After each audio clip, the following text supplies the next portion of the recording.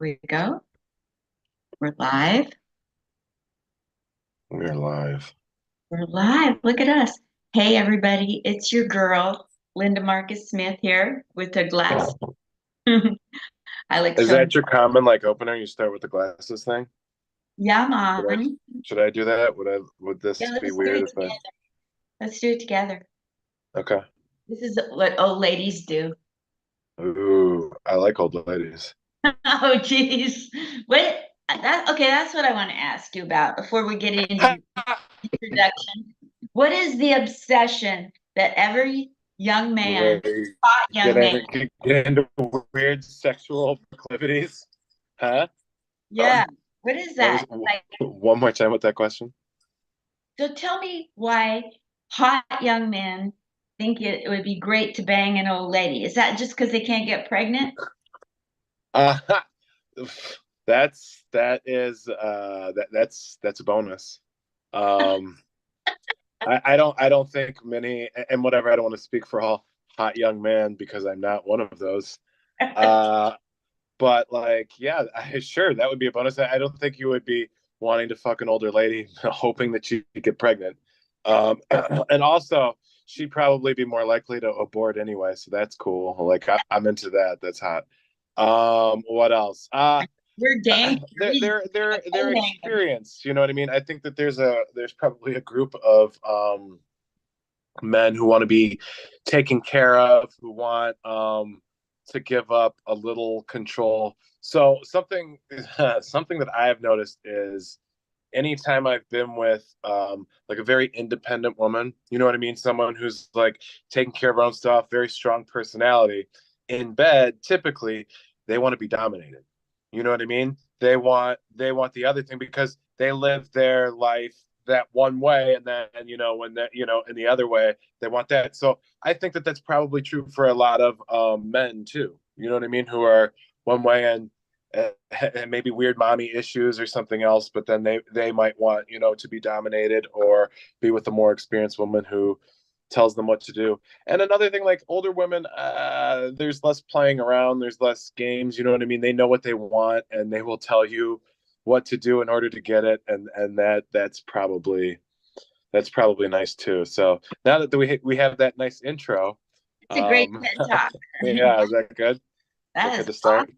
Best answer I ever got on anything, Uh, actually. all right, okay. Marc Saferin is my guest. Did I pronounce your last name correctly? You did excellent. Thank you. Thank you. He's a Vegas comedian. And as you can see, we already know each other. That's why we're gelling and bantering. So, welcome to Comic Spot 1109, the interview. Sorry you were not my first. 1100. No, I belong 1109th. I've never ranked higher than that on anyone's scale of anything, so this feels comfortable for me, You which is ranked not. very highly on my Thank scale. thank you for making me feel comfortable. Yeah. Uh, But these interviews are for you people at home that like to go to comedy and then bitch afterwards. Knock it off. Listen, do your homework. This is homework. You get to see Marc, what he's like off stage, and you go, you know what? I like the way he grew up. I'm going to go help his career. I'm going to tell all my but friends. they It might not like the way I grow up. It could be the opposite. No, I'm could be the scared. opposite. They could say, I hate the way that Marc grew up. I want to go support his comedy. Yeah, okay. I don't know if that's quite the opposite, but okay. Let's keep it positive. I like that, I guess. Yeah. Well, tell everybody like a little bit about you today in Vegas doing comedy and whatever else you do during the week that you want people to know. Oh, I don't want people to know anything. That's honestly, I've already said too much for my liking. Um, yeah, uh, go support live comedy, please, Yeah. please. We all Yes. desperately need your support. Yeah, we've noticed that since the pandemic, some people aren't coming back out to comedy. You're sitting in front of your Well, computers. give them some credit. Maybe they died. They could have died. We can't dig them up. You know what I mean? No one's gonna dig them up and bring them there. Yeah, thank God Lake Mead's drying up. We don't have to dig. Yeah, yeah. Find more bodies. Yeah. Some of those might be pre-COVID. We don't know. I haven't run all the tests yet. Yeah. It's a I lot of could work. study it, but I don't want to have a barrel of fun. My best joke. Ha! Don't tell them that. Let them decide later. When all the other ones, you know what I mean? Be like, oh, was it the best? I don't know.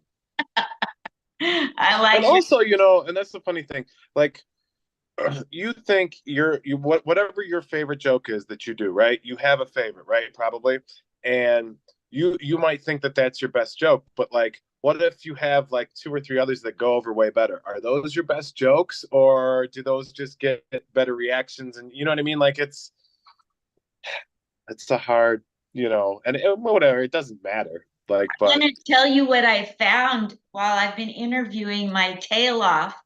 okay. Um, Is that where your tail went? Because I was looking the other night and I was like, oh no, yeah. Linda's tail's not there. I mean, Yeah. I'm still into it, but I'd prefer a little more tail. You know, I sorry. found that. Um, what was your question? You found that you didn't remember my question. Okay, all Yeah. right. Well, no, like, is your best joke the one? I guess here's the question: is your best joke your favorite joke of yours, or is it the joke that typically does best? You know what I Well, mean? Typically gets the most response activity, whatever. okay. Well, when I'm doing my comedy, I rarely notice if this joke got a little laugh or a lot in the moment, or rarely notice. And I don't have them categories. I don't have a list of my jokes and they get a 10. Tonight it got a 6 because it's a stupid audience. I don't do that. Okay. But I have asked the question over 150,000 times of every comedian I've met. I thought there's only been 1,109 interviews where you keep That's asking on, the same question of like 15 times per interview. Is that what I yeah. have to look forward to? So I Okay. met comedians outside of Zoom, and Okay. they tell me this. They all have a joke they like that doesn't get a laugh, and they refuse to give it a. What's yours? A joke. Well, since none of my jokes get laughs, Not which one true. is my favorite? There, I have like like a couple like silly ones that I like that I throw in later, but sometimes they get responses and sometimes they don't. It's not like just a really bad one that I just keep in just because I like it. But like I get that. Like I think the best way to do it, don't try and figure out what the audience is going to like because you're never going to know exactly what you're getting. You know what I'm saying? Like, and that's not a way to do it. If you go up and you have fun, then that's what you want to do. So if you're doing a bunch of stuff that you find fun, even if the audience hates it, well, then you're having fun and that's good. I mean, yeah, I think you're going to be very limited in that in the future, but like it's important for you to have fun. Like if you're doing this and you're not having fun, then why are you here, right?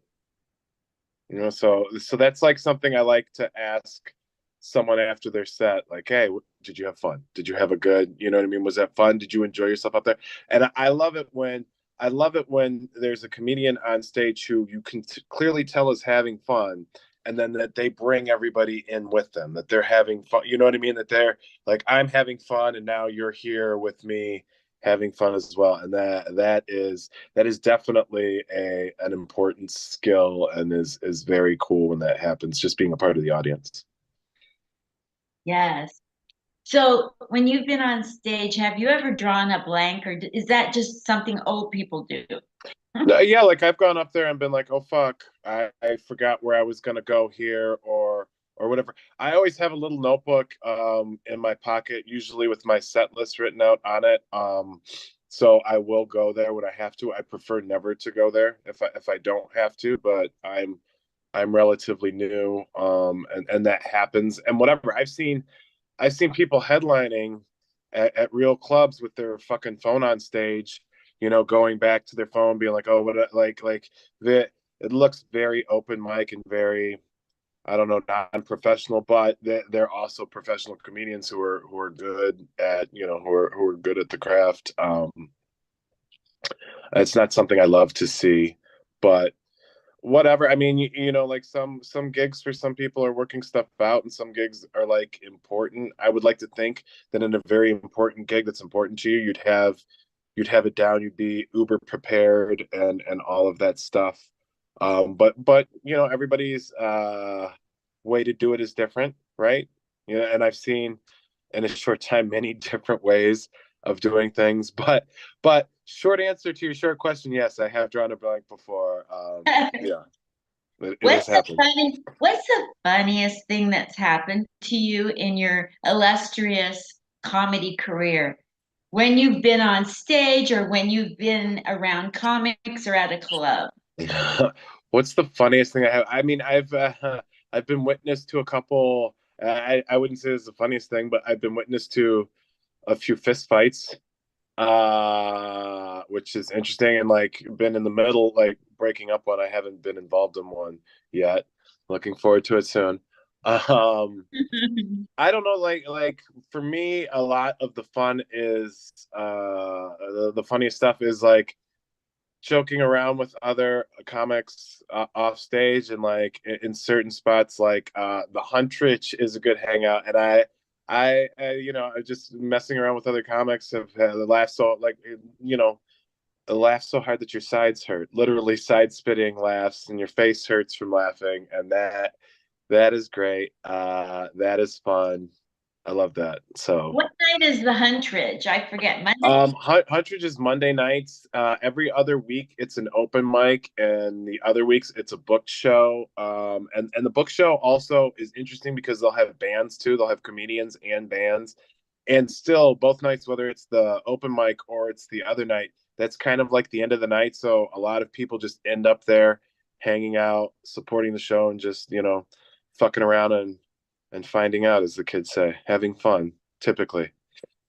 That's super cool. Yeah. Well, let's get in a time machine and go back to little Mark growing up. How little? How Like, little do you want to get, you pervert? what? How little do you want to get, you pervert? I just want to know, like, when you were growing up, what were your parents like with you, and what were your siblings like with you? Well, we were like, so I grew up. I have four brothers. One was a half brother, just like my mom's from a previous marriage. And we were like bad kids to each other, but not bad, and like we got arrested a lot. You know what I mean? Like we were really mean to each other, made fun of each other, fought all the time. Like anytime we would meet other kids, they'd be like, "Holy shit, these kids are feral." You know what I mean? So there was that. I my childhood, I would get spanked as a kid, but I would always earn it. You know what I mean? I wouldn't get it for nothing. But I would never. You could not in any way say that my childhood was abusive at all, which is nice comparatively to some people. I was a fat kid growing up, so You were? I was a fat kid till like 2016. There were a couple of moments where like I leaned out a little bit, but yeah, that was always a struggle. So, and I was also the middle child, so it was always important for me to make someone laugh before they called me fat. You know what I mean? Like that. So that's a thing. Um, yeah. Super. Next question. Next question, Linda. So like grade school and high school, what do you think people would say? Do you think people saw you were funny growing up, or would they be There, shocked? sure. No, no, no. There were people like I would ham it up. Fat kid, pig hamming it up makes sense, right? Um, she's nodding a lot. Like really, I'm worried for your neck. Um, yeah, I think so. Like, I don't think people would be shocked um that I'm going down this avenue now at this late stage in life. So there, yeah, I don't think people would be surprised, but I don't think people would be like, oh, I don't, he was never funny. Like, the fuck's he doing? He was always super serious. Like that's not a thing. What were your favorite subjects in school growing up? Uh, like when I was young, I remember like I was a good speller because I always read when I was really little. Like I taught myself to read when I was like 2. So ever since I peaked at 2, which is tough. You know what I mean? My parents always expected more and they never got it. So teach them a lesson and expectations. You know what I mean? So that's good for them. Um, yeah, so I like we would have, like up until a certain age spelling tests. So like I always, wanted to do well on those. I was never good at math. Math and science weren't my thing, and fitting how those are like the important things. Yeah. So yeah. Yeah, like I was okay like reading. I like history a lot. I do like later, like that was something I was into. I think I had like good history teachers and learned that. And then when I was in college, I took some like political science courses that I found very interesting. It was just funny, like in high school and elementary school, they teach you that America's great and everything we do is right. And then in college, when you learn actually about the world, you're like, oh no, everything we do is bad. Like we're actually the Especially bad political guys, science. and people don't know that because up until a certain point, that's all you're taught. So that's I feel like that was life. a fun realization. Yeah. Growing up, we hear about the Oh, heat. also, I forget. I loved lunch. Obviously, fat kid, big lunch person. Did you ever have any food fights? Uh no, I don't. Unfortunately, I don't. I don't tend to fight with food. I tend to fight with my weight after eating too much food because I just love food too much. It's. I appreciate you laughing at my pain. I was I over, I was overweight, so I get really. You yeah. have a smoking bod now, Linda. Thank you. I work Yeah. at Hey, hey, hey. Thank you. So let's see. So you went to school and then you got out of It's true. did you go to Yeah, that's true. I did go to college. what I did. college? I ended up going to 3. I started at Pepperdine University, which is in Malibu, yeah, and then that didn't work out. And then I did like a semester at UNLV here in Las Vegas, and then I ended up finishing out and getting a piece of paper from the Ohio State University. Wow. And I originally like I grew up. I'm from Ohio, so What city? I'm from Toledo. Wow. And I went to Ohio State Thanks. clubs. No, no one says wow at Toledo. I have friends there, so I In do. Toledo? Yeah. Well, you know what's cute about that? You just told me why you never see your friends. Good one. Good one. I see you have practice with this Ohio shtick. Whoa, whoa, what does that mean? So, at one point in your life, you decided, screw it, I'm going to risk everything and get up on stage. But before you started comedy, did you have some day jobs before you were this famous? Okay, I continue to have a day job because, well, so I think I was like 17 and I saw Eddie Murphy Delirious, and I was like, oh my God, like it was just like amazing to me on so many levels. One, it was like the funniest thing I'd ever seen, and two, it was just like wow, like I just like so many aspects about it like clicked with me and resonated with me, and I was like, oh shit, I want like maybe I want to do that. Like that could be a thing I want to do. So I was at Pepperdine when 9/11 happened, right in 2001, and I was actually right then I was like shit, I'm gonna do this. I'm gonna go on stage. I'm gonna go to the open mic at the Comedy Store. I'm gonna go and do all those things. And it was funny, like 9/11 happened, and then like the week or so after, like all of them were shut down. Like I remember calling to like get more information because it was like earlier days internet. So I called. I'm not one of those millennials who's afraid of the phone, of which there are many. But so I called and I remember that they had an answering machine that was like, "Hey," and it was like all serious, and it was like, "Now is not the time. No, no, now is not the time for laughter." And I was like, "That's super interesting." But then, like, so like a week later, I did do the open mic at the Laugh Factory on Sunset Strip, which is the same place Michael Richards burned his career alive. Yeah, I think it was before that. It was a couple years before that, but when I did it. But yeah, like I went on stage that one time, and then I didn't go on stage again until April of this year, which is it's a little break. 20 plus years is a little break, I would say. A little break. A little break. You just wanted to grow up a little before you act like a kid. I I don't know. I like this is a weird thing to admit to you, but I'll admit it to you. I was afraid to tell people that's what I wanted to do. Like I was worried that people were going to make fun of me or whatever. And maybe like I was afraid to maybe tell myself or like both, say, hey, I want to do this and then like commit to doing it. Which is, if anyone's listening, don't be afraid to do it. Don't give up 20 years. Like it's not great. But yeah, like here we are now, and the past you can't get back. The future isn't guaranteed. So be here now, right? And Yes. so here we are on the wonderful Linda Marcus Smith show. Yes. Oh, yeah. You're That's getting it. famous. You're right That's on it. there.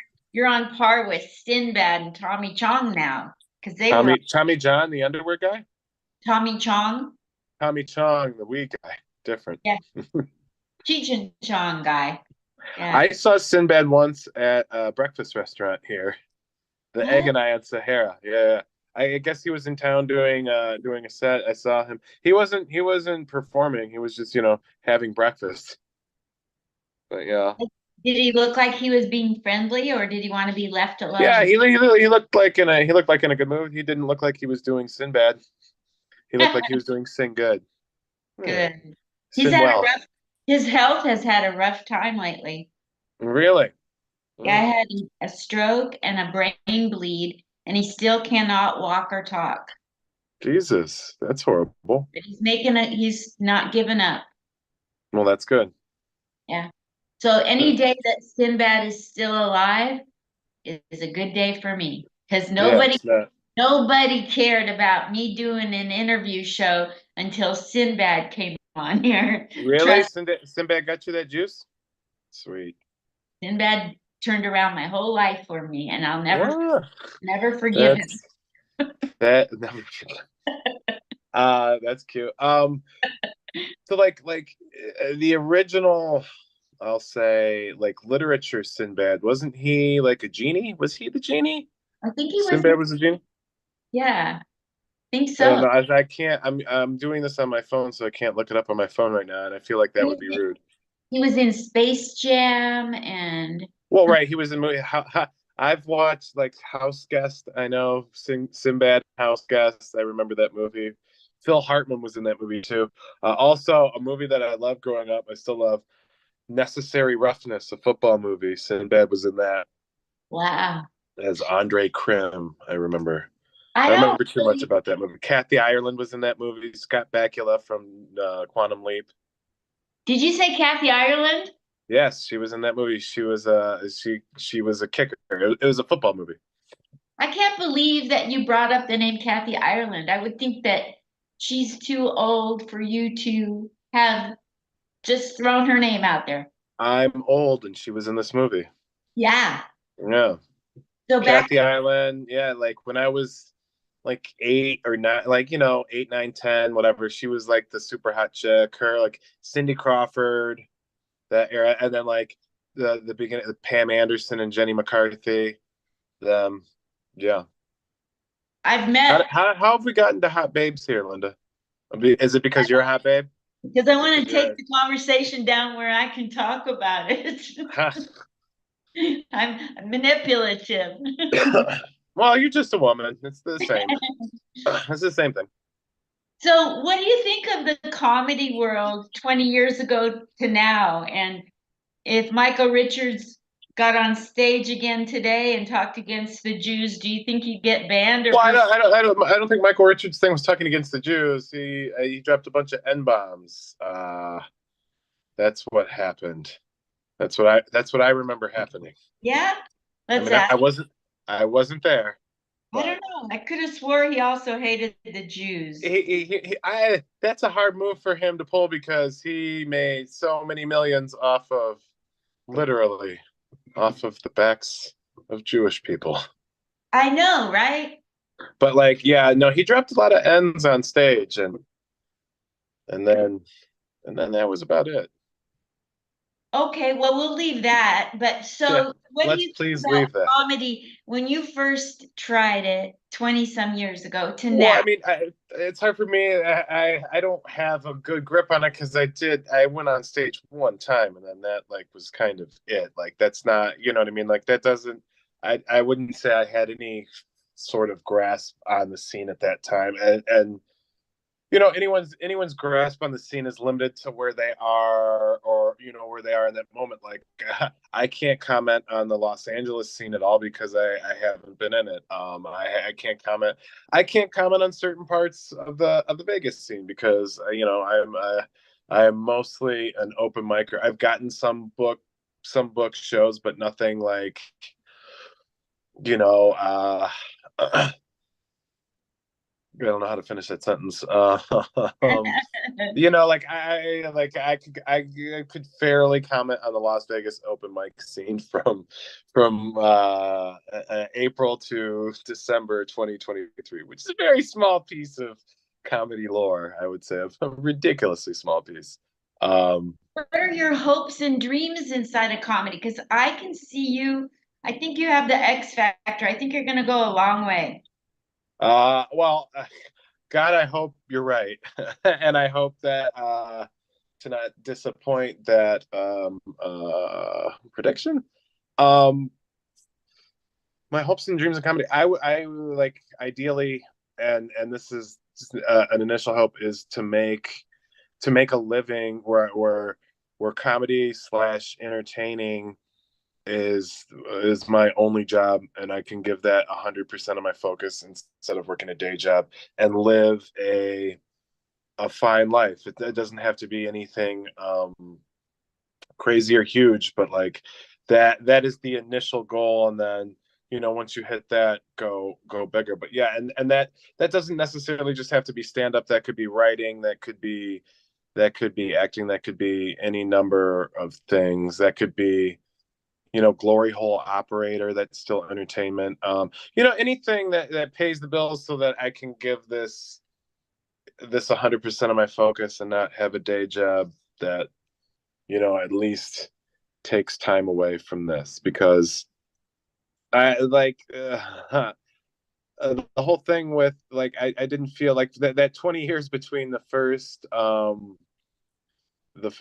time on stage and like now I didn't have a good life's purpose. You know, I didn't have a purpose really, and now I do feel purpose. Like my life has changed in a beautiful way, and that's wonderful. And honestly, if nothing else happens, this is still great. You know what I mean?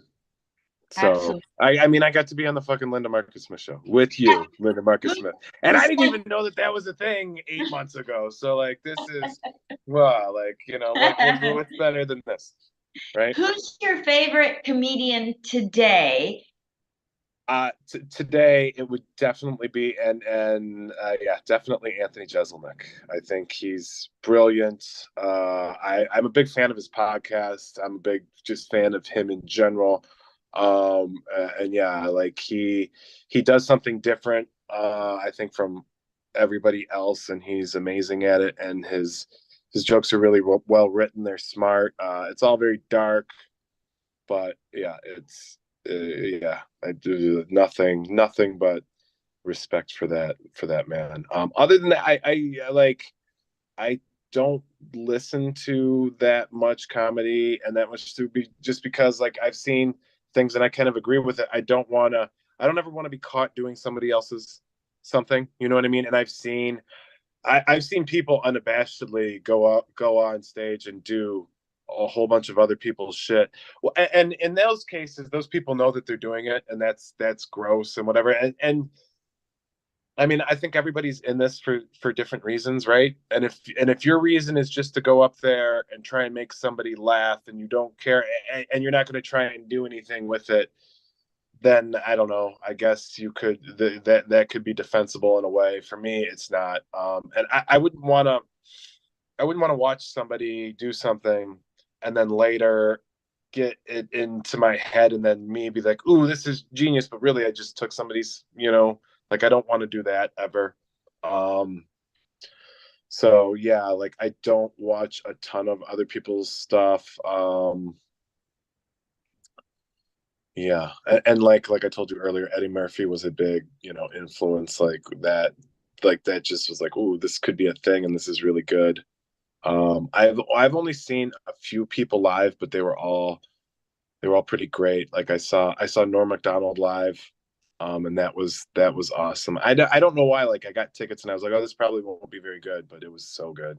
Um, Tell me what was good about it. I saw Anthony Jeselnik live. You're back. What was good about Norm Macdonald? I don't know. It was just really, he was really funny. Like everything he did, like it was good. Like this was a long time ago. This was probably like 10ish years ago where I saw him. I saw him at the Orleans. And it was just really good. It was really entertaining. I had always liked him like on Saturday Night Live and stuff. I think he was an excellent Weekend Update person. And yeah, it was very entertaining. Like I liked it. Yeah, a buddy took me to see Dave Chappelle at MGM. So he was in like an 18,000 person arena, and like at the very top of the arena, there was like a fight. Like two guys were like in a fight, and fucking from the stage, he like got into the fight and was like it was just like amazing to see somebody that in control of that whole room. You know what I mean? Somebody who's like perhaps one of the best ever to do it, which he should be on anyone's list of some of the greatest guys. And for him, like just watching someone run the stuff. So now that like I'm doing this, there's certain people I'll see, and I won't necessarily like their comedy, but like their stage presence or how they do certain things, I watch them like, ooh, like this is a professional comedian because you can see the difference between somebody who hasn't been doing it that long and who might have like great jokes but isn't good. You know what I mean? Like, yeah, and you can see certain things, and I like to see that and do it live. And that's another thing about like watching these specials on TV. Like watching a special is cool and stuff, but like being there, like in the theater or in the club, is a totally different thing, and it's even better and cooler. So again, anyone watching this, and you too, Linda, go see more live comedy at events and stuff at different places and everything. And it's awesome. Like it's a beautiful form of art, and who doesn't like to laugh? You know? No. I saw the other night, I went and saw Delirious, Don Barnhart's Okay, show. right. You were telling me you were going to go see that when I Yeah, saw you and on Friday. Yeah. at first there were three real customers in the audience. And so the comedians were like, okay, what do I switch up to do this show? But those people, they did not want the show to cancel. So they chose to sit there knowing that, they could get picked on or the show was dependent on them to laugh. And Hmm. one of the three refused to laugh the whole time. I think I saw him smile a little bit, a little bit. And then when Don got up there, Don finally he got him to laugh. And I thought that is when you don't have, I guess the thing for you people at home that aren't watching this, that that when there it's exponentially funnier the more people that are crowded together.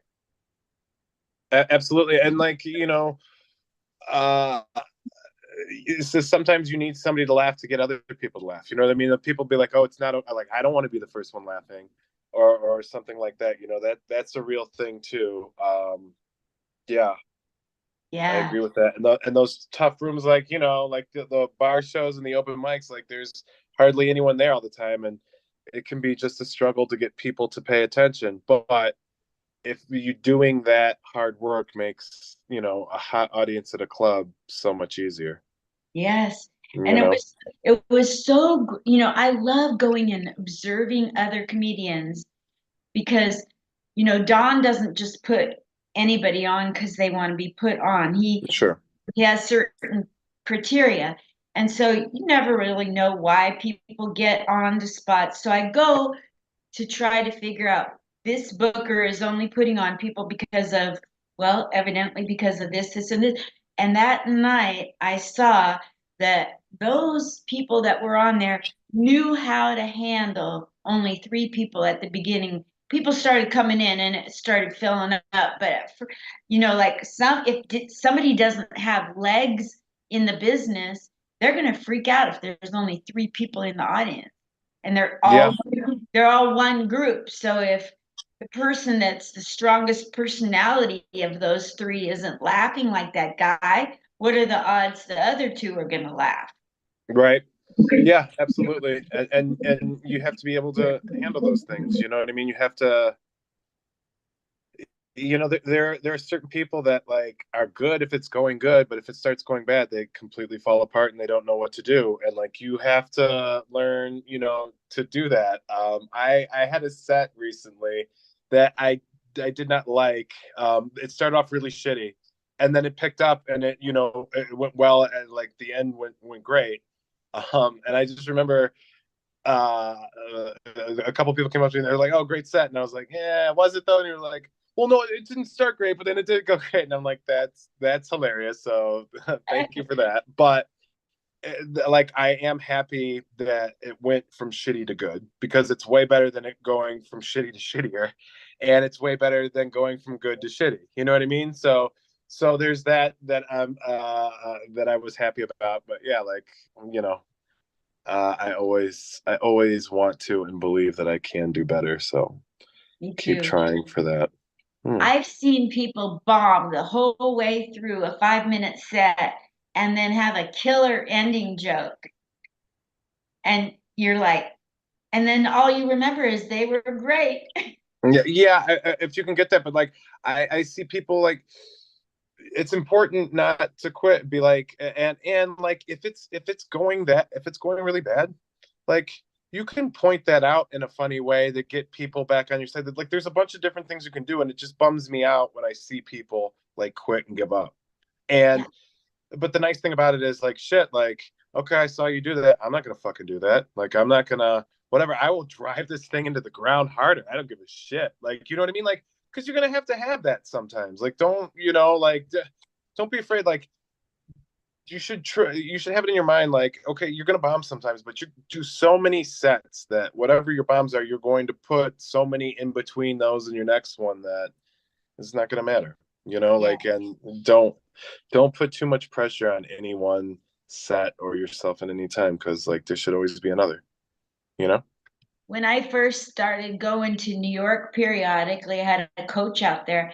And if I had a rough set, she'd say, nobody gives a shit. Nobody's going to remember you. Nobody's going to remember your set. Just, it's just like, don't think so much of yourself that you let it bother you.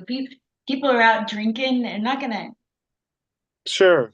I mean, we are like, how many people have lived on Earth? Like billions upon billions. Nothing either one of us does matters at all. So don't freak out too much. So how would you describe for these millions of people that will be watching this before noon? Um, how would you What time is describe? it? Oh, How would you describe your comedy style and persona? that's interesting question. So what I will say is it's evolving. I don't know. Like again, like I've only really been doing this since April, and then more so like hard from like August through now, which is December. Um, so it's evolving, like it's changing. There's certain jokes that I've written that I think are funny, but like I shouldn't be doing, like that doesn't fit into into what I want to do, or who I am. And like I'm trying to get better at finding my, stage voice, and continuing to work on that, continuing to build things out. So I would say it's evolving. It's certainly not there yet. I need to do hundreds upon hundreds of more sets, in order to get there, and write a lot more stuff. Like I have all this, yeah, I have all this stuff to get out and continue to get out, and then continue to bring up stage, and all of You that. mentioned Anthony Jeselnik is one of your Yeah. favorites. So do you do dark comedy or do you shy I away? mean, I think there's some, like I don't, I'm not into like absurdist stuff really. I mean, some of that can be good. And I wouldn't say my stuff is all dark necessarily. There's some dark stuff that I do and have written. But like, no, I don't really want to emulate anyone. I want to find my thing, and stuff like right through my voice, whatever that is, and on stage, and write all kinds of stuff. And some stuff, might never get used, but anything you write, like it helps you writing. Like, you got to write billions of bad jokes to get good ones, and to know the difference. You know what I mean? So I want to do more of that. But yeah, like I like my style is evolving. There's dark stuff there, lots of relationship stuff, and then for me, like I think it's good to be true to yourself, and true to your life.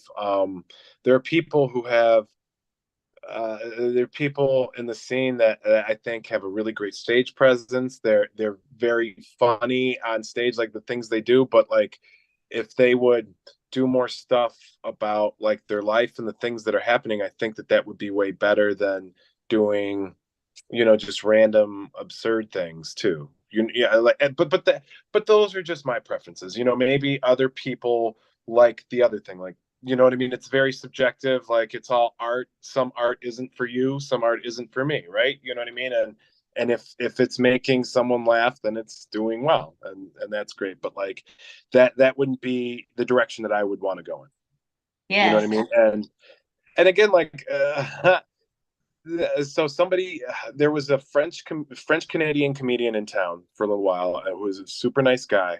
I liked him a lot, and right before he left town, he said, "I want to give you a note, and you might not like it." So immediately, I was like, "Ooh, this is going to be good! Like, I'm excited for this."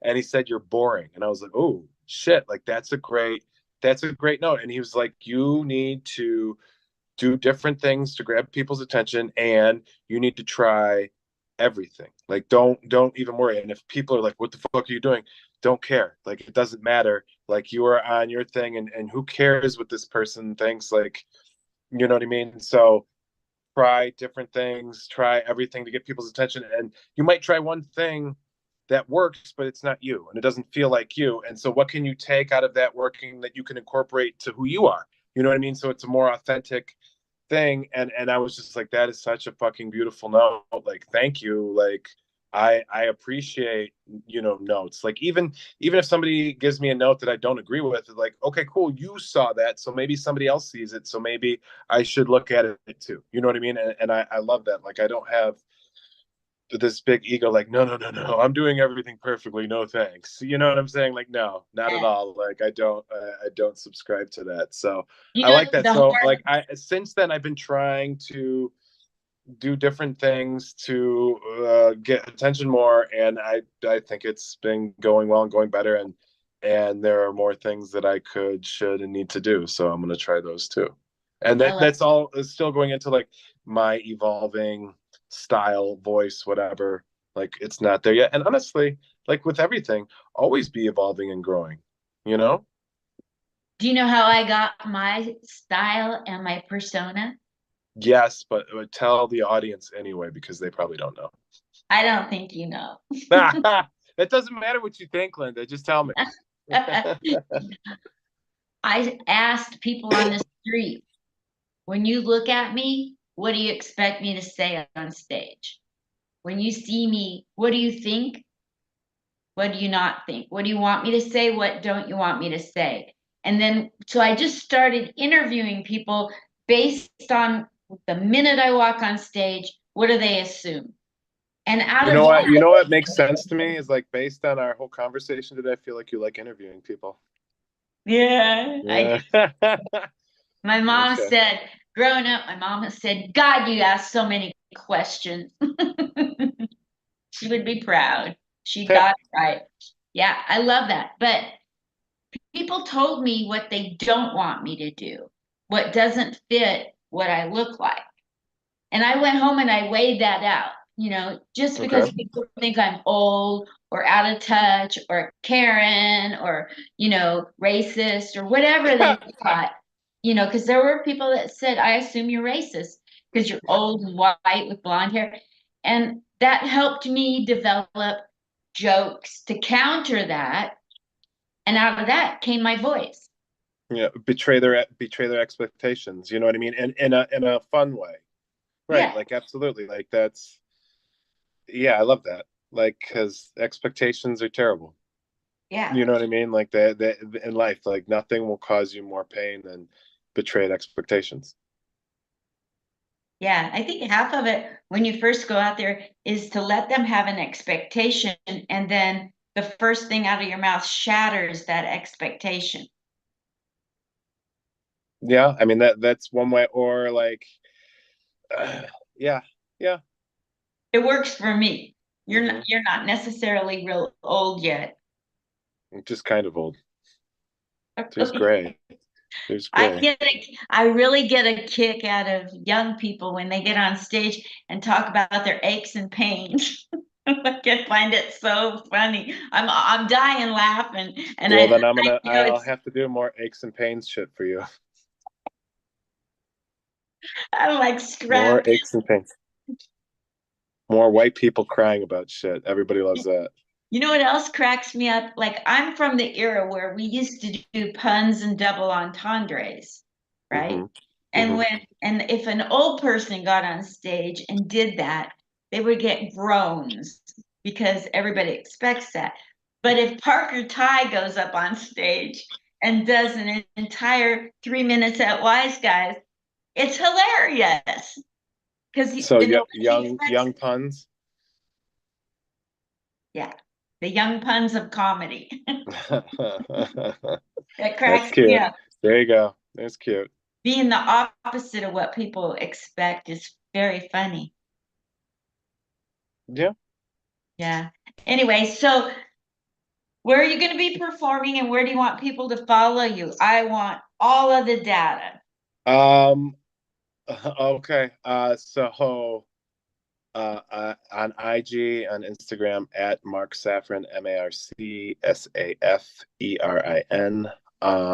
You can follow me there. Post any bookings and where I'm going to be. Thursday at Notoriety in Indianapolis. I don't know if you know about this. It's shock collar comedy. So we're going to have shock collars on, and we get a 90. Your face says everything. We're 90-second set, and if the judges don't like you, you get shocked. So that is going to be interesting. I'm going to be on that show. I'm not quite sure of the other people on that, but you can find it like at Shot Collar Comedy, I want to say, and it's at Notoriety on Thursday.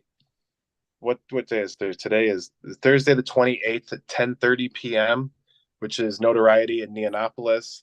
And then also on New Year's Day, January 1st, 2024, ring in the new year at Manic Monday at Huntridge. I will be on that bill at Huntridge with some other comedians. That will be fun. And yeah, at this moment, I don't have any other bookings, but those are upcoming and within the next week. Look at that. So I hope So all the if millions you of people saw live this. past shock collar, Oh yeah, yeah. I guess if I die at Shot Collar Comedy, I won't. I probably won't be there on New Year's Day. Um, it depends on when the burial is or the cremation. they'll do I could be anything there. not to have an old lady on a show. That's what I I die. I don't. Yeah, yeah. Well, so we had to fill out waivers. Like I filled out a waiver and stuff for shot collar comedy. So that's going to be interesting. Yeah, I don't know what to expect, but You know what's funny legally when they say you have to fill out a waiver? You're under duress. You're signing because you have to, so that invalidates their own document. oh, cool. So So if you die, you can if still. you find so, but okay, so I'm glad you said that. So if you find out that I died during this, can you get in contact with someone and get litigious? I mean, I guess it probably won't matter that much to me at that point, but give your something to do, something to have fun, avenge me in a way. Can you That would make be me nice. your beneficiary with just a few days? Um, I could, I probably could. Uh, don't You could hold your cost breath. me. Don't hold your breath. Linda, you want to inherit nothing? Doesn't that sound like a hassle? You got to fill out a bunch of papers and go places to get like a bag of dirt and three buttons. Like that doesn't. You're not gonna want that. I'll be praying for you to make it. Of course, you're so good that you have zero chance of having to be shocked. But they really. Well, you never know. I don't know if I'm gonna run the aches and pains bits or the middle aged guy puns. I don't really know how to. It's 90 seconds. How do you tie all those great things together in 90 seconds? You know what I mean? Constrained by time and good taste. I think you're going to be a star, and I love you a uh, lot. And thank you for coming on, Mark Saferin. Linda, thank you so much for inviting me. I feel bad because you and so I remember you asking me to do this many, many months ago at Square Bar, back when Square Bar was a thing. And I don't know if you took this as rude or anything. And I didn't necessarily decline, but I didn't feel like I was deserving. Does that make sense? Like I hadn't been, I still, listen, nobody is deserving of this much fun, but I didn't, like I didn't feel like I had done anything or much. Not that I feel like I've done so much now, but um, I don't know. Like it feels like this is a better time, and I think because we waited until now, you got a better interview. Hopefully. You certainly had more opportunities to see me since then, so that's good. Yeah. And You know what? I got to see you in your bra and stuff too, which I enjoyed a lot. That was great. Yes. So thank you for that. So thank you for that. That was a push-up bra. We're It being doesn't matter. Hey, listen, I don't know how your bras exercise. That's their business, not mine. Is it better to have a push-up bra or a pull-up bra? Seems like the pull-up would be doing. You know what I mean? Is more. It sounds like a more or you don't want a deadlift bra. That sounds awful. I need a Right? shock collar bra. When I get interested in a guy. Come on. I think that's what they're having the female comedians do. It might be a shot collar bra. If it's a testicle thing, I'm gonna have to rethink my whole. I'm gonna have to. I'm gonna cross out my waiver and get the hell out of there. I can't. I'm not interested in that. But we'll Oh see. my God. That's going to be interesting. Yeah. I'll see. Also, yeah, I'm on. I got the open mic Wise Guys on Wednesday. I'll be at Wise Guys tonight too, which Tuesday, year of our Lord 2023, December 26th, I'm gonna go the to day Wise after Guys Jesus' on birthday. Wednesday. I'll see you there You're Wednesday. there on Wednesday? Awesome. Awesome, Yeah. awesome, awesome. Again, thank you so much. This has been fun. I hope you've had fun too. I've If had a not, blast. if not, you're an excellent actress. You know what? You might be anyway. I don't know. Really? No, No, I'm you're horrible. fucking bricking all your acting opportunities, Linda. Oh God. You're very honest. Like that's what I appreciate about this interview. You don't puff yourself up to say, "Oh, I started 20 years ago." You were willing to come on here and tell Linda Marcus Smith, because I talk about myself in the third person, I've arrived. Ha! And you were willing to say, I did it one time 20 years. I love honest people. What more? I don't like egos. Well, I appreciate you giving me anxiety about what I've exposed here today. That's enjoyable. I'm being very honest about that. Here's what I think you should do when you have that shock collar on. Ha! If you get shocked because of some stupid judge, because you would be stupid if you thought he wasn't funny. Act like Anyway, you're having a climax. you know what I'm most concerned about? I'm most concerned about it actually giving me a climax, and then I got to tell people, hey, listen, we can't have sex unless I have a shower. Like, I don't want it to open up any like weird things that I didn't know about because that's its own problem.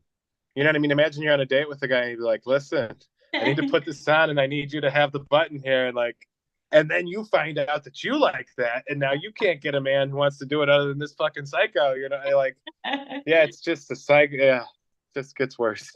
Yeah, I don't know that. Like, I bet you they're not going to have anybody on that show that's over 60 years of age. I would Martin, agree with that. I would agree with that. that wouldn't That's work. likely. That's likely. Yeah. Yeah, it's a bad Those thing. men But thinking. you would get more audience members if people think that they might see someone die. That's true. That's the way the world is.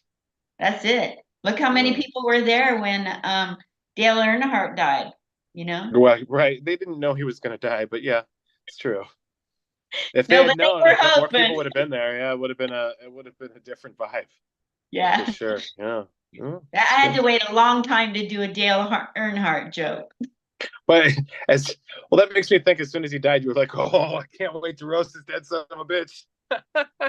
Is that you? My goodness! I I mean, bet those people everybody you were hits a interviewing on the wall street didn't know sometime. that you had such Dale Earnhardt bloodlust. Oh my God! Everybody hits a wall sometime. But My goodness!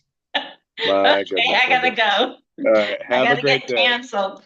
This you already did. You're done. It's fine. You can keep going. Bring him back. Bring him back. Don't quit. I'll see you later.